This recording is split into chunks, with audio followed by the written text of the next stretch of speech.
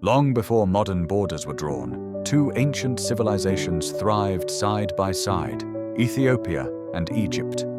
Their rivers, their gods, their kings, and their people were woven together by trade, faith, and bloodlines.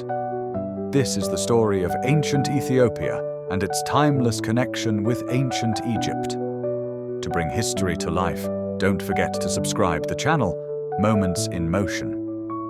The cradle of two civilizations. Long before the names Ethiopia and Egypt were spoken, there was the river, the Nile.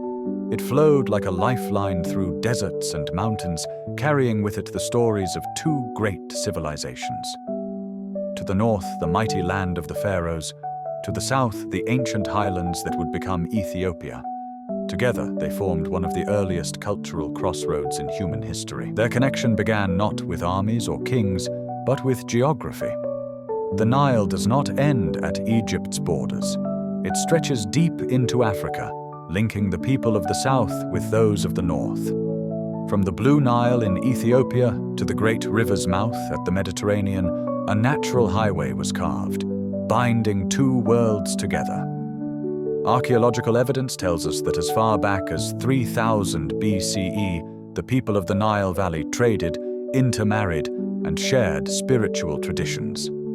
Ethiopia, through the ancient lands of Kush and Nubia, provided gold, ivory, ebony, and incense. Egypt offered grain, craftsmanship, and a flourishing written culture. What began as simple exchange soon grew into something much deeper, a shared identity carved by the river itself. In the beginning, Ethiopia and Egypt were neighbors drawn together by the pull of the river. One land could not flourish without the other. Their destinies were forever linked, not yet by conquest, not yet by kings, but by the eternal waters of the Nile. This is the cradle of two civilizations. And from here, their story only grows deeper. South of ancient Egypt, beyond the first cataract of the Nile, rose a land of black stone and gold, the Kingdom of Kush. For centuries, its people watched the pharaohs to the north, learning their hearts, their gods, and their ways. But one day, the students would surpass their masters. The Kingdom of Kush emerged more than 4,000 years ago in what is today northern Sudan, a gateway between Egypt and the African interior. Its first capital, Kerma, became a center of wealth and power, rich in cattle, gold, and skilled artisans. From the beginning, Kush was both partner and rival to Egypt, a neighbor whose prosperity the pharaohs could not ignore. For centuries, Egypt and Kush clashed, north against south, empire against empire. Egyptian rulers saw Kush as a land of resources to be controlled. Yet each time Egypt conquered, Kush rose again, stronger than before. The Nile's power ran both ways. By the 8th century BCE, Egypt had grown weak, divided, and vulnerable. From their capital at Napata, the kings of Kush saw their moment. Under King Pi, the armies of Kush marched north, not to destroy Egypt, but to unite it. What followed was one of the most extraordinary reversals in ancient history. King Pi conquered all of Egypt, from Thebes to the Delta, and became pharaoh, founding Egypt's 25th dynasty, the dynasty of the Black Pharaohs. For nearly a century, Kushite kings ruled as the true heirs of Egypt's divine order. The Kushite pharaohs brought revival to Egypt's old religion. They restored temples, revived the worship of Amun, and honored both their Egyptian gods and their African ancestors. They saw themselves not as outsiders, but as guardians of a shared legacy, two nations bound by one river, one faith, and one destiny. The 25th dynasty would not last forever. The Assyrians invaded from the north, and the Kushite pharaohs were forced to retreat. Yet their flame did not die. They returned to their southern capital at Meroe, where they built a new civilization, one that kept alive the wisdom of Egypt and the soul of Africa. In the story of the Nile, the Kingdom of Kush stands as proof that power flows both ways. From the south came the kings who wore the crowns of the pharaohs, who proved that Africa's greatness was never confined to one land. Egypt and Kush, two nations, one river, one soul. Trade, culture, and faith. The flow between two worlds. Long before roads were carved into stone and borders drawn on maps, there were paths, invisible lines traced by wind, water, and will. Along these routes, two ancient realms breathed as one, Ethiopia and Egypt. Their bond was not forged in conquest, but in exchange, the flow of trade, the rhythm of faith, and the meeting of souls who saw divinity in every sunrise. The Nile did not belong to Egypt alone. It began its sacred journey in the mountains of Ethiopia, where the rains were said to be the tears of the gods. Every flood that fed Egyptian soil was a gift from the highlands, a reminder that Ethiopia was not Egypt's neighbor, it was its source. Down this river traveled more than water. From Ethiopia came gold mined from its ridges, ivory from its forests, incense from its trees, offerings carried northward in tribute to the Pharaohs. In return came scrolls, papyrus, art, and a knowledge that shaped temples and thrones alike. Markets, merchants, and myrrh trade was the heartbeat of their connection. The port of Adulis on Ethiopia's Red Sea coast became a bridge between continents. From here, frankincense and myrrh, prized scents of worship, sailed north to Egypt's temples, filling the air with smoke said to carry prayers to heaven. These were not mere transactions. To both peoples, trade was sacred, an offering, an act of faith. Each exchange bound Ethiopia and Egypt closer, like the weaving of threads into the same divine tapestry. The confluence of cultures. As goods moved between them, so did culture. Ethiopian artisans shaped amulets in the image of Horus. Egyptian sculptors carved African features into their deities. On both sides of the desert, temples rose to honor the same unseen powers, gods of sun and fertility, gods of life beyond death. Even their languages whispered to each other. Words, prayers, and myths crossed the Red Sea, settling into new forms. The divine feminine of Isis became mirrored in Ethiopia's ancient mother goddess. The Nile's spirit became enshrined in Ethiopian hymns. This was more than influence, it was inheritance. Faith finds new form, the birth of a shared spirituality. In faith they found their truest bond. Both saw the sacred in light, the rising sun, the life-giving water, the eternal cycle of creation. Long before Christianity or Islam, both believed that spirit moved through all things. The river, the wind, the heart. When Christianity finally arrived, it did not fall on empty soil. It took root in a land already rich with ancient faith.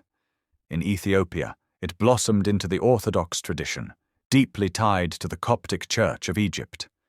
The Patriarch of Alexandria would bless Ethiopian bishops for over 1,000 years. Two nations, two churches, one belief.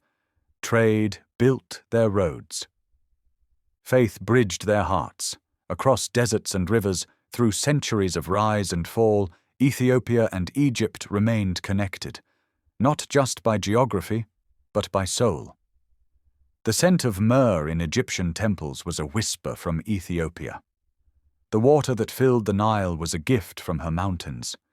Two lands, two peoples, one river, one rhythm, one ancient heartbeat that still echoes through Africa today. Ethiopia, Egypt, and the rise of Christianity. When heaven found a home on earth, in the ancient lands of the Nile, where gods once walked among kings, a new light began to rise. A faith born in distant Judea flowed north and south along familiar paths, the trade routes, the rivers, the hearts of men seeking truth. That faith was Christianity, and nowhere did it find deeper roots than in the twin lands of Egypt and Ethiopia.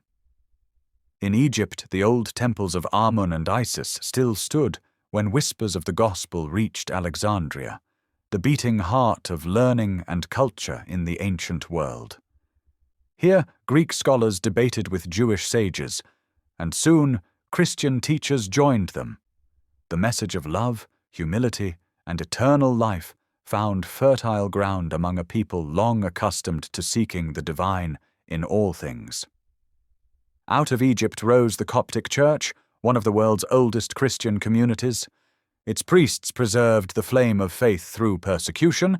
Its monks withdrew into the desert, turning solitude into sanctuary. From those deserts came a quiet revolution, a spiritual discipline that would shape Christianity across the world: monasticism.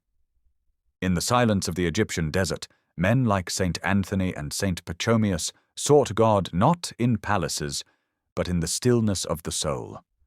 Their lives of fasting, prayer, and simplicity inspired thousands, and soon their example would reach beyond Egypt, across the sea and mountains, into Ethiopia. By the 4th century CE, Ethiopia's great kingdom of Axum had become a crossroads of the ancient world, trading with Egypt, Rome, Arabia, and India. It was here that a shipwreck brought 2 young Syrian boys to the court of King Azana. Their names were Frumentius and Aedesius. Though captives, they gained the king's trust and became his advisors. Frumentius began to teach the royal household about the faith of Christ, not with swords, but with stories of hope and redemption. When King Azana ascended the throne, his heart turned toward the new faith. He reached out to Egypt, to the Patriarch of Alexandria, seeking guidance, seeking unity. The Patriarch responded by consecrating Frumentius as Ethiopia's first bishop, Abba Salama, the Father of Peace. And so, through Egypt, the seed of Christianity was planted in Ethiopian soil. Under King Azana, Axum became the first African nation, and one of the first in the world, to officially embrace Christianity. Churches were built of stone, crosses were carved into obelisks, and the words of the gospel were translated into Ge'ez, Ethiopia's sacred tongue. For more than 1,000 years, the Patriarch of Alexandria would appoint Ethiopia's archbishops. The bond between the 2 churches became unbreakable, a family of faith spanning 2 lands, 2 languages, and 1 belief. When Egypt suffered persecution, Ethiopia prayed.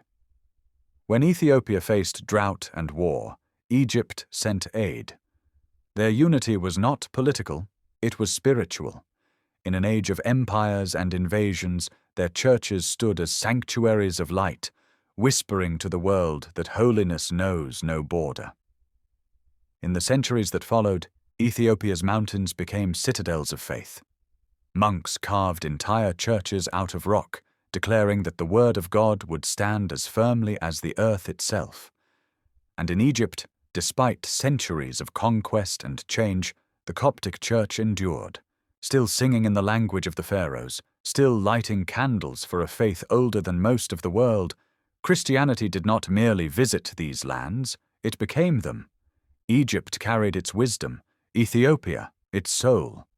Together they shaped the heart of African Christianity, blending ancient traditions with divine revelation, proving that faith, like the Nile, flows endlessly from one generation to the next.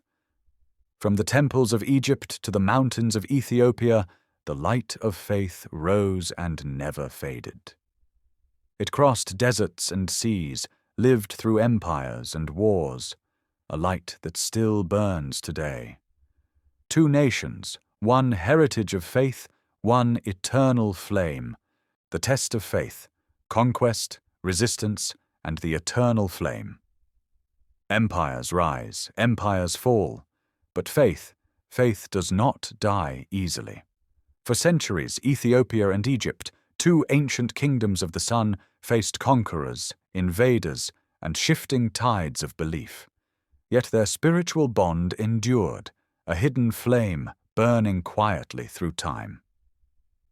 In the 7th century, a new faith swept across North Africa, Islam. Egypt, once ruled by pharaohs and Christian bishops, now embraced the teachings of the Prophet Muhammad. But the story did not end in conquest, it evolved into coexistence. While Egypt's faith transformed, Ethiopia's Christianity held its ground, protected by mountains, by faith, and by memory. And through centuries of change, the two peoples never ceased to exchange what they valued most: belief and knowledge. In Egypt, Christians became the Copts, a people of quiet strength. Their churches survived under Muslim rule. Their language, Coptic, whispered the last echoes of ancient Egyptian speech. And in Ethiopia, their brethren built sanctuaries of stone, churches hewn from living rock, secret cities of prayer meant to outlast time itself. These were not mere buildings. They were symbols of endurance, of faith that refused to be erased. As Egypt faced foreign rulers and shifting powers, Ethiopia became a guardian of the old light, a living echo of what Egypt once was. For centuries, the Ethiopian Orthodox Church remained spiritually tied to the Coptic Patriarch of Alexandria. No Ethiopian archbishop could be ordained without Egypt's blessing. Across the deserts and seas, letters and envoys traveled, proof that though kingdoms changed, faith still linked their hearts.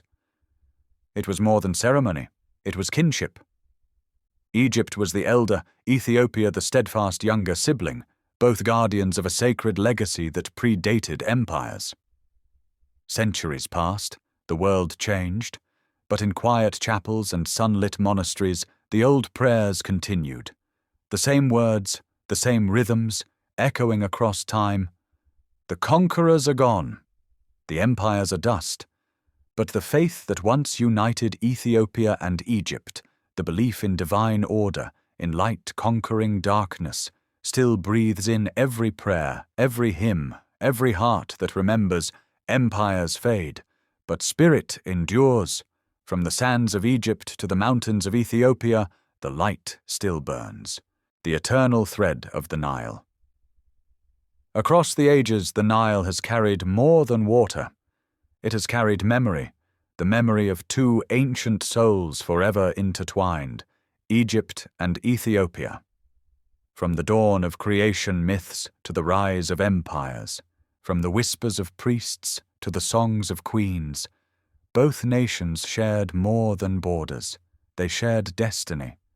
Faith flowed between them like the Nile itself, steady, sacred, eternal.